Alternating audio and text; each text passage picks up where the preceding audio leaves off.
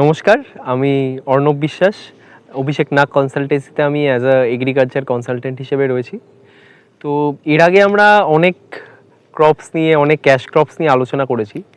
আজকে মেইনলি আমাদের ডিসকাশন হবে একটা এক্সোটিক ফ্রুট নিয়ে, যেটা কিন্তু বেশ কিছু বছর ধরে আস্তে আস্তে গ্র্যাজুয়ালি ইন্ডিয়া তথা ওয়েস্ট বেঙ্গলে খুব ভালো একটা মার্কেট শেয়ার কিন্তু নিচ্ছে এবং মানুষজনের মধ্যে কিন্তু এটার চাহিদা এবং অ্যাকসেপ্টেন্স ক্রমশ বৃদ্ধি পাচ্ছে।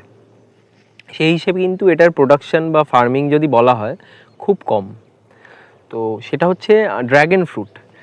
তো ড্র্যাগন ফ্রুটের যদি ফার্মিংয়ের কথা বলি, এটা কিন্তু একটু মিড টার্ম বা লং টার্মের ফ্রুটের মধ্যে পড়ে।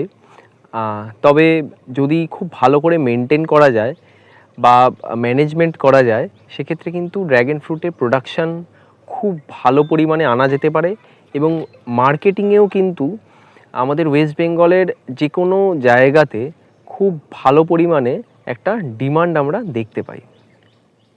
তো ড্র্যাগন ফ্রুট চাষের ক্ষেত্রে কিছু স্পেসিফিক জিনিস মাথায় রাখার দরকার আছে।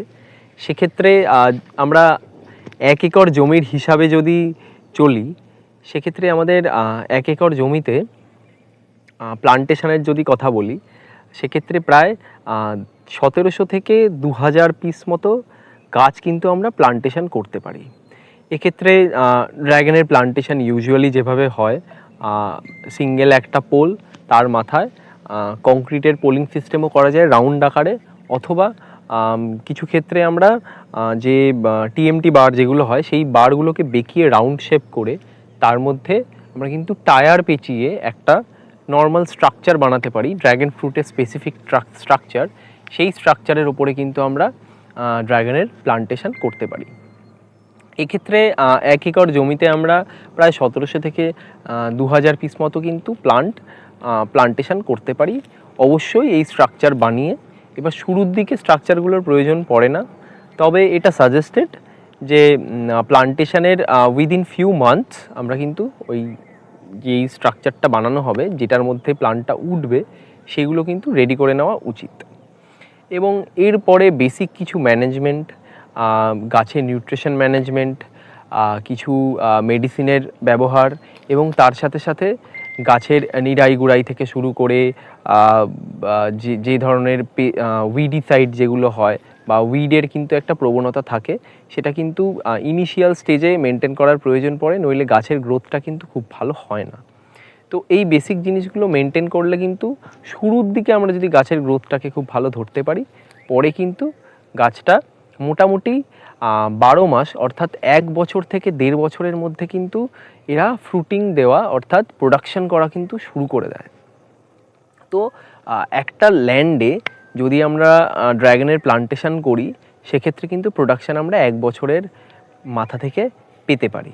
আমরা ড্র্যাগনের প্রোডাকশানের কথায় আসি, তাহলে কিন্তু মোটামুটি আমরা 1 একর ল্যান্ড অর্থাৎ 3 বিঘা জমিতে মোটামুটি 15 টন মিনিমাম প্রোডাকশান কিন্তু আমরা পেতে পারি। এবার যদি খুব ভালো করে মেনটেন করা হয়, সেক্ষেত্রে কিন্তু প্রোডাকশান 20 টন 25 টন অবধিও যেতে পারে। সেক্ষেত্রে ইন্ডিভিজুয়াল প্লান্টের যে বেসিক মেনটেনেন্স, সেটার প্রয়োজন হয়। তো আর মার্কেট প্রাইস হিসেবে যদি বলি, সেক্ষেত্রে বর্তমানে সারা বছরের বিভিন্ন রকমের প্রাইস চলতে থাকে ড্র্যাগনের। সেক্ষেত্রে চাষি যখন প্রোডাকশন হবে, সেই সময় থেকে মোটামুটি 120 থেকে 180 অবধি কিন্তু মার্কেট প্রাইস হামেশাই পাওয়া যায়। এবার এটা ডিপেন্ড করে আপনি কোন এরিয়ায় আপনার ফ্রুটসের প্রোডাকশান যেটা হচ্ছে সেটা বিক্রি করছেন, তার উপর ডেফিনেটলি মেনটেন করে। তবে ওভারঅল কিন্তু এরকম একটা হিসাব দাঁড়ায়। তো ড্র্যাগনের ক্ষেত্রে আরও একটা বিষয় বলবো, সেটা হচ্ছে ইনিশিয়াল ফেজে অর্থাৎ প্রথম 1 বছরের মধ্যে যখন আমাদের প্লান্টে প্রোডাকশান নেই, সেই সময় কিন্তু ড্র্যাগনের সাথে আরও বিভিন্ন রকমের যে অর্থকারী ফসলগুলো, সেগুলোর সাথে ইন্টারক্রপিং অর্থাৎ মিশ্র চাষ করে কিন্তু এক্সট্রা রেভিনিউ জেনারেট করা যেতে পারে। তবে এক্ষেত্রে একটা খুব স্ট্রং প্ল্যানিং এবং ম্যানেজমেন্ট স্কিলের প্রয়োজন হয়, নইলে কিন্তু ওভারঅল প্রজেক্টটা নড়বড়ে হয়ে যাওয়ারও চান্স থাকে।